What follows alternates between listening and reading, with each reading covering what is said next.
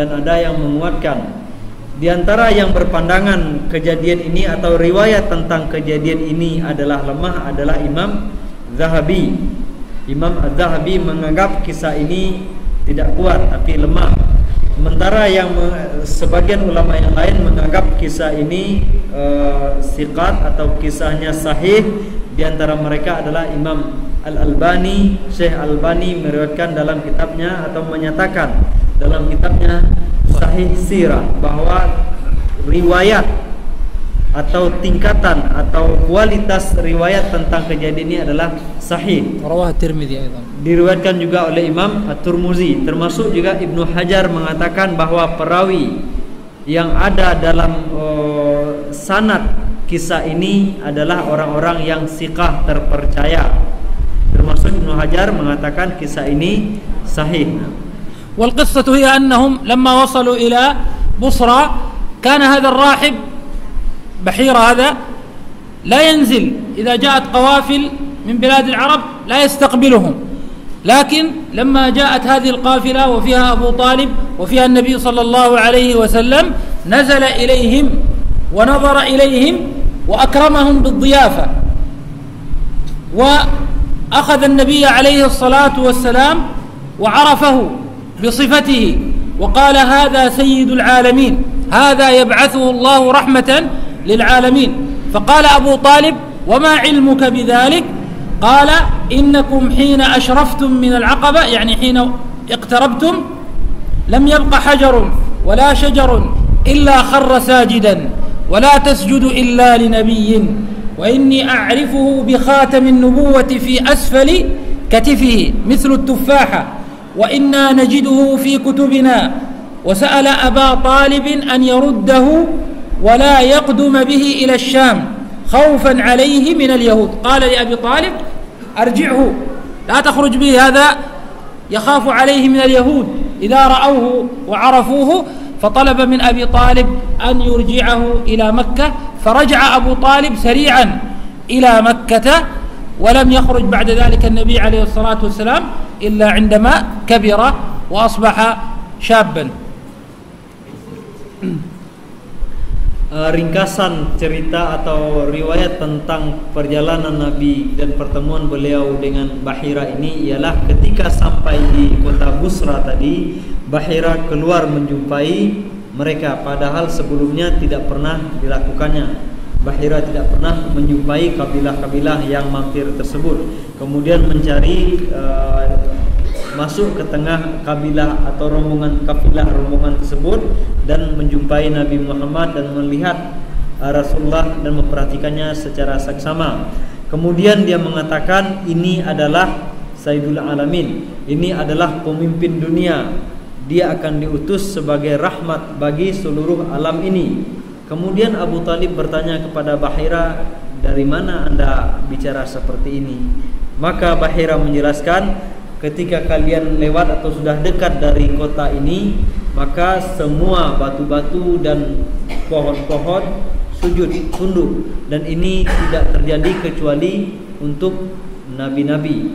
Dan sesungguhnya saya mengetahui hal ini, kami mengetahui dari kitab suci kami, dan saya tahu bahwa ada tanda-tanda kenabian atau cap stempel kenabian di bawah ketiak beliau seperti buah apel, ada merah di bawah ketiak Nabi Muhammad sallallahu alaihi wasallam. Nah, kemudian Bahira juga menjamu mereka dan ini tidak pernah dilakukannya kepada orang lain. Terakhir Bahira meminta kepada atau menyarankan kepada Abu Talib untuk tidak membawa serta Nabi ke Syam, karena katanya jika orang-orang Yahudi melihat Rasulullah dan kami tahu tentang Nabi ini dalam kitab suci kami, ada ini tanda-tandanya, jika mereka tahu maka anak ini akan dibinasakannya. Maka Bahira menyarankan dengan amat sangat supaya Abu Talib memulangkan Nabi ke Mekah dan tidak membawanya serta ke daerah Syam. Mimma hasala للنبي عليه الصلاة والسلام في تلك الفترة شيء اسمه حلف الفضول، وهذا الأمر هو أن رجلا جاء من زبيد زبيد من اليمن، زبيدي، جاء بتجارة إلى مكة، فاشترى منه أحد زعماء مكة واسمه العاص بن وائل السهمي، اشترى منه هذه البضاعة ولم يعطه حقه، أكل ماله. فذهب هذا الرجل المسكين الذي جاء من خارج مكة يشتكي ويطلب من الناس مساعدته في أخذ حقه. فاجتمع نفر من قريش ومنهم النبي عليه الصلاة والسلام قبل البعثة هذا في دار عبد الله بن جدعان، واجتمعوا واتفقوا وتعاهدوا وتحالفوا على أن ينصروا الضعيف في مكة. اتفقوا على أن ينصروا أي ضعيف في مكة ويأخذوا حقه. وبالفعل بدأوا بهذا الرجل الزبيدي وأخذوا حقه بالقوة من العاص ابن وائل، فسمي هذا حلف الفضول. هذا الاتفاق سمي بحلف الفضول. Taraktu anifan syai'an. Baik. Jadi tadi kemudian Rasulullah setelah disarankan untuk dipulangkan ke Mekah, maka dipulangkan oleh Abu Talib, dan setelah itu Rasulullah tidak pernah lagi melakukan perjalanan ke Syam sampai setelah beliau dewasa. Nah, di antara kejadian penting yang terjadi pada masa muda Rasulullah yaitu kejadian disebut dengan Hilful Fudul, artinya kesepakatan al-fudul. Ada kesepakatan perjanjian di antara pemuka-pemuka Quraisy, pemuka kabilah-kabilah Quraisy pada ketika itu. Kejadiannya adalah ada seseorang datang, seorang pedagang datang membawa dagangannya dari daerah Zabid. Zabid itu di Yaman. Dia datang ke sana membawa dagangannya, dan dagangannya ini dibeli oleh seorang pembesar di Mekah namanya Al-As bin Wa'il Al-Sahmi. Dia beli tetapi tak kunjung dibayarnya. Nantilah diambilnya dulu, nanti dibayarnya. Rupanya tak dibayar-bayarnya. Orang ini namanya orang asing, dia tidak punya karib kerabat, tak tahu entah apa yang akan dilakukannya, sehingga dia kemudian meminta bantuan. Dia temuilah orang-orang untuk meminta bantuan mengembalikan haknya ini. Maka mengetahui hal tersebut, ada seseorang pembesar Mekah yaitu Zubair bin Abdul Muttalib. Zubair bin Abdul Muttalib mengumpulkan orang-orang, kemudian mereka pun berkumpul di rumah Abdullah ibnu Jud'an. Mereka bersepakat menanggapi peristiwa ini, bahwa kita tidak akan membiarkan seorang pun terzalimi di kota Mekah ini. Apabila ada orang terzalimi, ada orang teraniaya, maka kita bersepakat untuk membelanya sampai dia mendapatkan kembali hak-haknya yang terampas itu. Mereka sepakat, mungkin ya membuat, kalau sekarang istilahnya menandatangani MOU, kira-kira seperti itu. Kemudian mereka pun mendatangi orang tadi dan meminta kembali hak, atau meminta agar dia melunasi hutang piutangnya kepada orang pendatang ini. وشارك النبي عليه الصلاة والسلام في هذا الحلف، وقال بعد أن أكرمه الله بالرسالة، هذا كان قبل الرسالة، بعد أن أكرمه الله بالرسالة قال عليه الصلاة والسلام: لقد شهدت، يعني لقد حضرت في دار عبد الله بن جدعان حلفا ما أحب أن لي به حمر النعم ولو أدعى به في الإسلام لأجبت. يعني يقول أنا حضرت في دار عبد الله بن جدعان حلفا ما أحب أن لي به حمر النعم، يعني مقابل هذا لو يعطونني الجمال والإبل الغالية الحمراء لا أريد، لا أفضلها على هذا، ولو دعيت إلى مثله في الإسلام لأجبت. فهذا الحلف يدل على أخلاق عظيمة، وهي نصرة المظلوم والوقوف مع المظلوم، سواء كان هذا المظلوم أيا ما كان ينبغي الوقوف معه في مظلمته هذه، لأن الظلم الله عز وجل حرمه على نفسه وجعله بين عباده محرما. قال الله عز وجل في الحديث القدسي: يا عبادي إني حرمت الظلم على نفسي وجعلته بينكم محرما فلا تظالموا. فما بالك إذا كان الظلم في الإسلام وبين المسلمين يظلمون بعضهم بعضا، هذا أشد وأكبر وأعظم. فما بالك إذا كان الظلم في مكة أشد. ولذلك الله عز وجل قال ومن يرد فيه بإلحاد بظلم نذقه من عذاب أليم. من يريد إرادة فقط، يريد أن يلحد في مكة وأن يظلم في مكة، الله عز وجل توعده بالعذاب العظيم والأليم. Dan Nabi Muhammad SAW menghadiri atau ikut serta dalam pertemuan itu, perjanjian itu. Rasulullah hadir dan itu terjadi sebelum masa kenabian. Setelah kemudian Rasulullah menjadi nabi, menjadi rasul, menjalankan dakwah ini, Rasulullah mengatakan, saya menghadiri sebuah perjanjian kesepakatan di rumah Abdullah ibnu Jad'an. Saya lebih menyukai saya lebih menyukai perjanjian itu daripada diberi unta merah. Artinya bila ditukar perjanjian itu, saya hadir di sana, pilih mana? Hadir di sana atau diberi unta merah? Maka Rasulullah mengatakan, saya akan memilih hadir.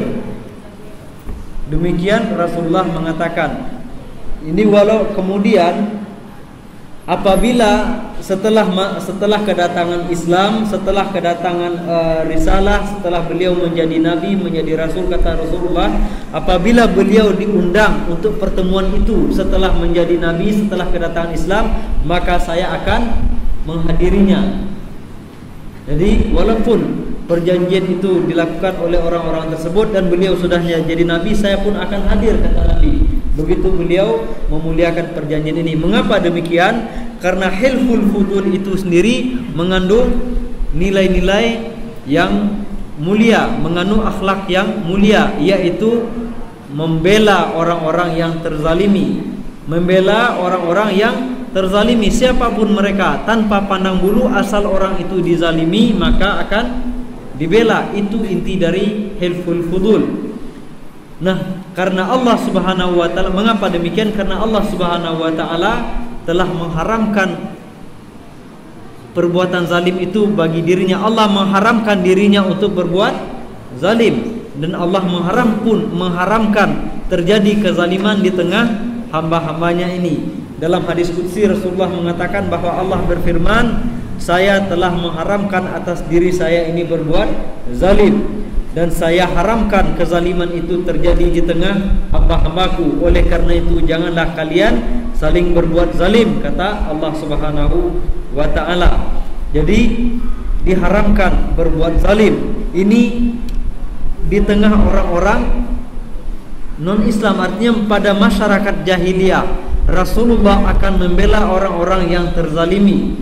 Bagaimana lagi jika kezaliman itu terjadi di tengah orang-orang Islam, orang Islam yang dizalimi atau sesama Muslim yang menzalimi, maka kewajiban itu tentu lebih kuat untuk membela orang-orang yang terzalimi. Dan tentunya terlebih lagi apabila kezaliman itu terjadi di Mekah, di tanah haram, maka Allah Subhanahu wa taala telah menegaskan, barang siapa yang ingin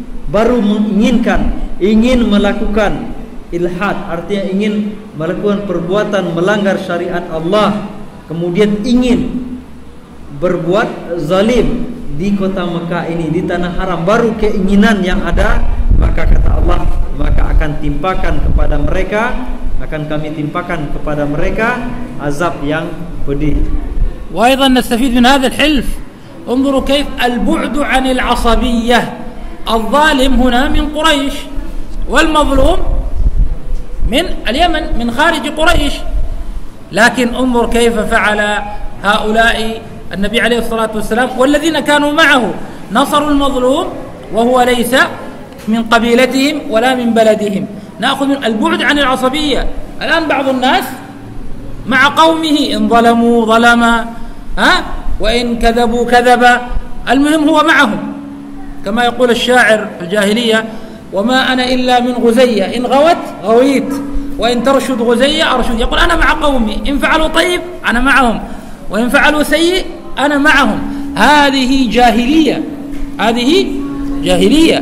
لا بد على الإنسان أن يبعد العصبية. العصبية هي من بقايا الجاهلية، أن يتعصب لقومه أو يتعصب لأخيه أو يتعصب لبلده.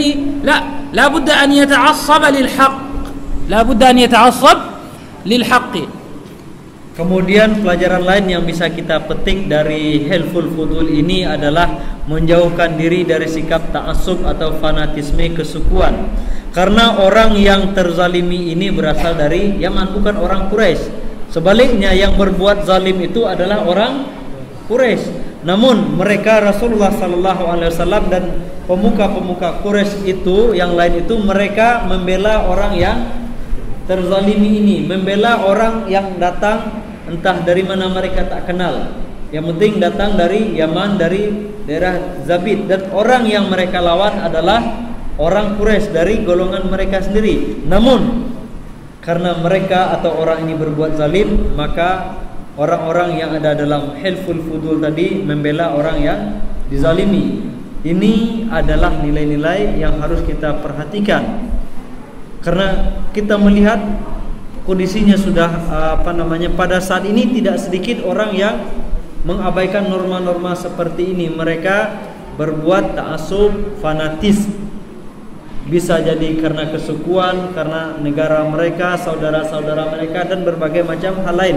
Tidak peduli mereka atau sukunya itu atau kaumnya berbuat zalim, tetap dibelanya. Berbuat salah tetap bersama mereka. Ini merupakan sisa-sisa perbuatan jahiliyah. Dalam syair jahiliyah dikatakan seperti itu: apabila saya ini dari kaum ini, apabila mereka sudah berbuat dosa, berbuat salah, saya akan berbuat salah, berbuat dosa pula bersama mereka. Apapun ceritanya, dia tetap bersama kaumnya. Ini tentu tidak benar lagi. Inilah yang harus kita hindarkan. Nah, seharusnya Islam tidak seperti itu. وأيضا نأخذ منه فائدة أخرى، كيف أن النبي عليه الصلاة والسلام اجتمع مع هؤلاء الذين كانوا كفار في ذلك الوقت، وتعاون معهم على أمر فيه خير، ثم بعد الرسالة يقول عليه الصلاة والسلام: ولو أدعى لمثله في الإسلام لأجبت. فالخير لا يأباه أي إنسان عاقل، إذا رأى خيرا لا يرده. كيف والله عز وجل يقول: وتعاونوا على البر والتقوى ولا تعاونوا على الإثم والعدوان. فالتعاون بين المسلمين في الأمر الذي يحبه الله ويرضاه، هذا من الواجب. التعاون في الأمر الذي يحبه الله ويرضاه ليس فيه إثم وليس فيه معصية وليس فيه فساد، فهذا مما أمر الله عز وجل به. Kemudian pelajaran lain yang bisa kita petik dari peristiwa Hilful Fudul ini ialah bagaimana Rasulullah SAW ikut serta di sana. Beliau ikut berperan dalam Hilful Fudul, bekerja sama dengan pemuka-pemuka Quraisy yang lain. Kemudian setelah beliau mendapatkan tugas kenabian, setelah menjadi rasul, beliau pun mengatakan apabila dalam Islam ini, setelah masuk Islam, beliau sudah menjadi nabi, sudah dalam Islam, saya diundang kembali untuk menghadiri kejadian serupa. Ada Hilful Fudul yang lain dilakukan oleh pemuka-pemuka Quraisy. Maka kata Nabi, saya pun akan hadir. Saya pun akan hadir. Di sini memperlihatkan kepada kita apabila kita diundang atau diajak untuk bekerja sama dalam kebaikan, maka sudah seyogianya, sudah sepantasnya kita ikut serta bekerja sama. Selama itu adalah ta'awun alal birri wa taqwa, bekerja sama dalam koridor ketakwaan dan kebaikan tanpa memandang siapa yang mengajak kita. Apakah yang penting apakah yang diajak atau urusan yang akan kita kerjakan ini ta'awun 'alal birri wat taqwa atau tidak? Apabila iya, ini adalah dalam rangka ketakwaan kepada Allah untuk mendapatkan kebaikan, lalu mengapa tidak? Rasulullah mengatakan, andaikan sekarang setelah ada Islam, beliau diundang kembali ke dalam Hilful Fudul itu, di mana yang hadir adalah pemuka-pemuka Quraisy, yaitu orang-orang jahiliyah, maka kata Rasulullah, saya pun akan hadir. Nah, ini harus kita perhatikan bagaimana kita memandang sebuah ta'awun, kerjasama, ta'awun 'alal birri wat taqwa. Yang penting nilai-nilai kebaikan dan ketakwaan ada di sana, maka itu semua harus kita dukung.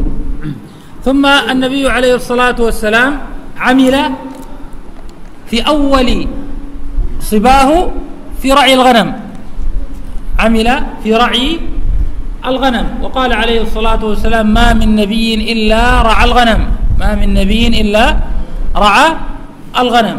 قال بعض العلماء في فائدة هذا الأمر، قالوا أن رعاية الغنم ورعي الغنم تعطي الإنسان نوعا من الرحمة والاهتمام والحرص، فإن راعي الغنم، رعاية الغنم تحتاج إلى زيادة رحمة وحرص واهتمام تربي في صاحبها ذلك. ثم بعد هذا عمل النبي عليه الصلاة والسلام في التجارة، فكان يعمل بالأجرة في التجارة، وذهب في تجارة لخديجة بنت خويلد رضي الله عنها، وكانت امرأة غنية ذات مال، فكانت تعمل بالمضاربة. المضاربة هي أن يكون للرجل مال ثم وللآخر الجهد، واحد بماله والآخر بجهده، هذه تسمى في الفقه تسمى المضاربة. فكانت خديجة تستأجر الرجال ليعملوا لها في التجارة، ثم لما سمعت عن النبي عليه الصلاة والسلام وعن أمانته وأخلاقه وصدقه استأجرته في تجارة لها إلى بلاد الشام، وأرسلت معه غلاما لها خادما لها اسمه ميسرة. Berikutnya tentang aktivitas Rasulullah di masa-masa di awal-awal masa dewasa atau usia dewasa beliau. Tidak ada riwayat yang menjelaskan bahwa Rasulullah memiliki pekerjaan tetap, profesi tertentu. Yang ada hanya dijelaskan bahwa Rasulullah di awal-awal masa dewasa beliau mengembalakan kambing. Jadi waktu kecil pernah mengembalakan kambing di Bani Sa'ad. Kemudian setelah menginjak dewasa pun beliau kembali mengembalakan kambing, mendapatkan upah beberapa keping uang. Nah, namun demikian Rasulullah juga mengatakan bahwa tidak ada nabi-nabi yang diutus oleh Allah melainkan mereka pernah mengembalakan kambing. Jadi semacam ini tarbiyah dari Allah bahwa calon-calon nabi itu semuanya ternyata pernah mengembalakan kambing. Ulama-ulama menyimpulkan hikmah di balik ini, mengapa para nabi itu dikondisikan Allah pada awalnya pernah mereka mengembalakan kambing, karena dengan mengembalakan kambing ini akan menimbulkan sikap atau sifat penyayang dalam diri mereka. Karena mengembalakan kambing ini kan butuh perhatian yang besar terhadap hewan ternak ini. Nah, inilah yang dilatihkan untuk para calon nabi ini. Demikian juga pengalaman Nabi Muhammad SAW. Berikutnya pada saat beliau menginjak usia 25 tahun, beliau pun berniaga membawa dagangan Khadijah bintu Khuwailid. Khadijah ini adalah seorang wanita kaya, beliau janda, kemudian memiliki banyak harta, dan berniaga bisnisnya dengan cara mudharabah, berbagi hasil. Bagi hasil caranya ada sejumlah orang yang membawa harta Khadijah, kemudian setelah kembali keuntungannya dibagi dua antara Khadijah dan orang tadi. Khadijah punya modal, sementara orang tadi punya tenaga, mereka yang bekerja. Jadi orang-orang itu laki-laki, para laki-laki tersebut disewa atau bermudharabah dengan Khadijah. Dan beliau pun mendengar tentang sifat amanah Rasulullah sallallahu alaihi wasallam. Maka beliau tertarik untuk bermudharabah atau bekerja sama dengan Rasulullah dengan sistem bagi hasil.